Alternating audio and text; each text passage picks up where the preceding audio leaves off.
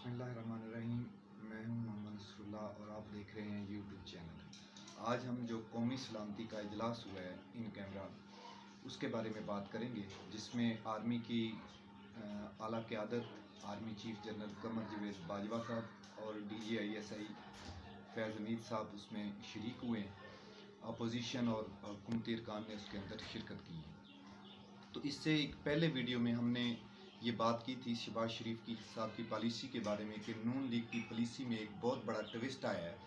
نون league کی policy میں ایک بہت بڑا ٹوسٹ آیا ہے کہ انہوں نے اپنی پالیسی ووٹ کو عزت دو سے انہوں نے شفل کر دیا ہے، بوٹ کو عزت دو کا۔ یہ جو اجلاس ہوا ہے اس میں سب سے پہلے بات کریں گے کہ انہوں نے بوٹ کو کیسے عزت دی ہے۔ وہ اس اجلاس کے اندر جو خبریں باہر نکلی ہیں اس کے مطابق army chief general Qamar Javed Bajwa صاحب کو مکمل طور پر نون لیگ کے ارکان نے گھیرے رکھا، جس میں خواجہ سعد رفیق، رانا ثناء اللہ صاحب، مریم اورنگزیب صاحبہ اور شہباز شریف بذات خود موجود تھے، اور انہوں نے ان کو اس طریقے سے انگیج کیے رکھا تاکہ آرمی چیف کسی اور بندے کو ٹائم ہی نہ دے پائیں، چونکہ بڑے عرصے سے وہ اس تلاش میں تھے کہ کب موقع آتا ہے، کب وہ ٹائم آتا ہے کہ ہم اپنی گزارشات آرمی چیف کو پیش کر سکیں یا اپنا آپ دکھا سکیں کہ ہم کس طریقے سے آپ سے ممنون ہیں۔ یہ ہے نون لیگ کی ڈبل پالیسی، ڈیول پالیسی پہ جو چل رہے ہیں کہ جب یہ آرمی چیف کے سامنے جاتے ہیں، آرمی کی قیادت کے سامنے، وہاں پہ کیا کرتے ہیں، اور جب باہر نکل کے پریس کا یا کیمروں کا سامنا کرتے ہیں پھر یہ کیا کرتے ہیں، پھر ان کی باتیں کیا ہوتی ہیں، اسٹیبلشمنٹ پہ کس حد تک یہ تنقید کرتے ہیں اور اسٹیبلشمنٹ کو کس حد تک برا بھلا کہتے ہیں۔ اپنی ساری ناکامیوں کا ملبہ اور پاکستان کی ساری کمزوریوں کا ملبہ یہ اسٹیبلشمنٹ پہ ڈالنے کی کوشش کرتے ہیں، لیکن ادھر پارلیمنٹ کے اندر نون لیگ کا یہ کردار رہا ہے۔ اس سے بڑھ کر یہ بات ہے کہ آرمی چیف کے سامنے محترم شہباز شریف صاحب پانی یا بوتل لے کے کھڑے رہے ہیں اور بڑے ٹائم تک کھڑے رہے ہیں تاکہ وہ اس کی طرف متوجہ ہوں۔ ہاں، یہ باقی پی کے جو ارکان تھے وہ اپنی نشستوں پر بیٹھے رہے ہیں۔ بلاول نے بڑی ڈگنیٹی کے ساتھ ان سے مصافحہ کیا ہے۔ عمران خان صاحب پارلیمنٹ کے اندر موجود نہیں تھے جب، اور اس کو کسی بندے نے پوائنٹ آؤٹ نہیں کیا، نون لیگ کے کسی بندے نے پوائنٹ آؤٹ نہیں کیا۔ شاید خاقان عباسی صاحب نے جب باہر آ کر بات کی ہے تب انہوں نے کہا ہے کہ یہ اتنا امپورٹنٹ اجلاس تھا، ملکی سلامتی کا مسئلہ تھا، افغان ایشو کو ڈسکس ہونا تھا، عمران خان صاحب کو اس کے اندر موجود ہونا چاہیے، لیکن اندر ہاؤس کے اندر کسی بندے نے یہ سوال نہ آرمی چیف سے یا نہ آرمی کی قیادت سے نہ اسپیکر سے کہا ہے، اور اس میں لیکن اندر یہ سوال محترم بلاول بھٹو زرداری صاحب نے یہ محترم اسپیکر صاحب سے کیا۔ یہ سوال اسپیکر صاحب سے سوال کرنے کی وجہ یہ تھی کہ یہ اجلاس جو تھا یہ آرمی چیف کی زیر صدارت نہیں ہو رہا تھا بلکہ اسپیکر اسد قیصر صاحب کی زیر صدارت ہو رہا تھا۔ انہوں نے پوچھا کہ اتنے امپورٹنٹ اجلاس میں عمران خان کیوں نہیں آئے، تو بقول اسد قیصر صاحب جو انہوں نے وضاحت پیش کی وہ یہ کہ شہباز شریف صاحب نے یہ تھریٹ کیا تھا کہ اگر عمران خان صاحب آرمی چیف کی موجودگی میں ہاؤس کے اندر آئیں گے تو ہم نہیں آئیں گے۔ شاید عمران خان صاحب اس وجہ سے نہیں آئے یا اس کی وجہ کوئی اور بھی ہو سکتی ہے، جو ہمیں نہیں معلوم کہ عمران خان صاحب کے اندر کیا وجوہات ہیں، لیکن جو اسد قیصر صاحب نے وجہ بیان کی وہ وجہ یہ ہے کہ شہباز شریف صاحب کی یہ تھریٹ کہہ لیں، ریکویسٹ کہہ لیں، منت کہہ لیں کہ ہمیں ٹائم لینے دیں، عمران خان صاحب اس اجلاس کے اندر نہیں آئیں، لیکن باہر آ کے شاید خاقان عباسی صاحب نے یہ کہا ہے کہ عمران خان صاحب کو اس کے اندر آنا چاہیے تھا۔ اس کے بعد نون لیگ نے ادھر جو پالیسی رکھی ہے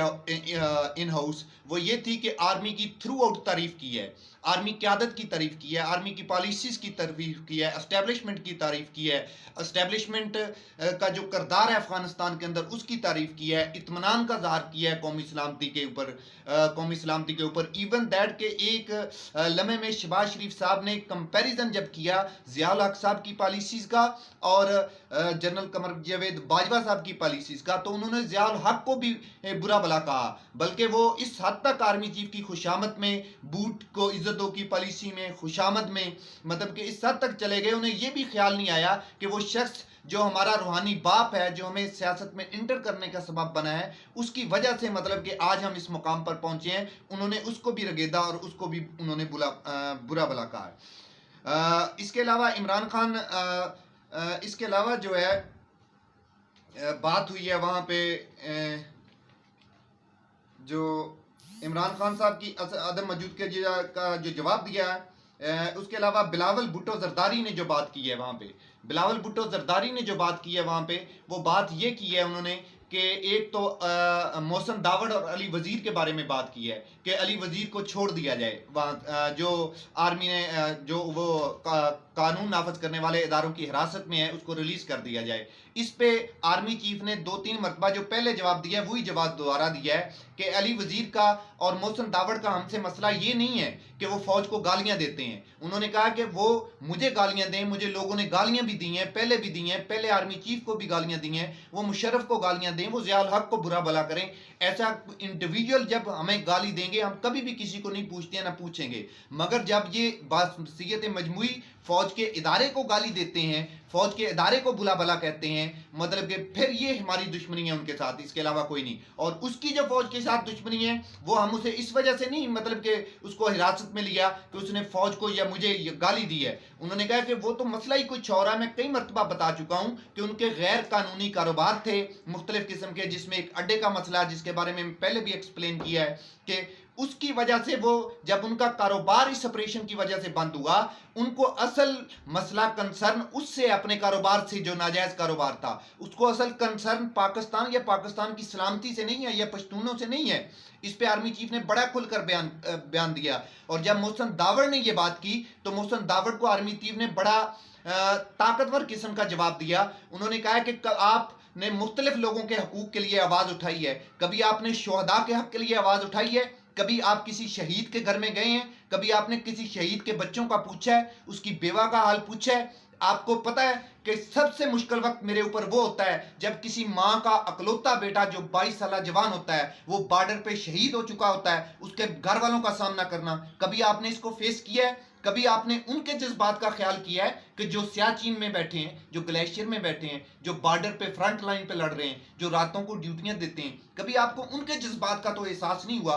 कभी उनके हक के लिए तो आपने बात नहीं की? आप तस्वीर का एक रुख जब दिखाते हैं तो इससे लगता है कि तस्वीर का दूसरा रुख धुंधला या खराब है, जिसकी वजह से पाकिस्तान का इमेज ठीक नहीं जाता। हाँ, आप अपना मौकफ जो भी देना चाहते हैं वो दें, लेकिन साथ जो फौज काम कर रही है मुल्क के लिए, जो नौजवान काम कर रहे हैं, जाने दे रहे हैं, शहीद हो रहे हैं, लाशें अपने कंधों पे उठा रहे हैं, औरतें बेवा हो रही हैं, बच्चे यतीम हो रहे हैं, माओं का सहारा छिन रहा है, मतलब कि वो भी बयान करें कि फौज इतनी कुर्बानी है इस मुल्क की सरहदों की और हिफाजत के लिए और सलामती के लिए देती हैं। इसके साथ साथ अफगान इशू पे बड़ी खुल के बात हुई। अफगान इशू पे आर्मी चीफ ने कहा कि हमने जब अमेरिका और तालिबान के दरमियान मुज़ाकरात हुए तब भी पाक फौज ने जो अपना पाकिस्तानी गवर्नमेंट ने और हमने अपना किरदार अदा किया और तालिबान को अमेरिका के साथ मुज़ाकरात के लिए बिठाया, दावत दी।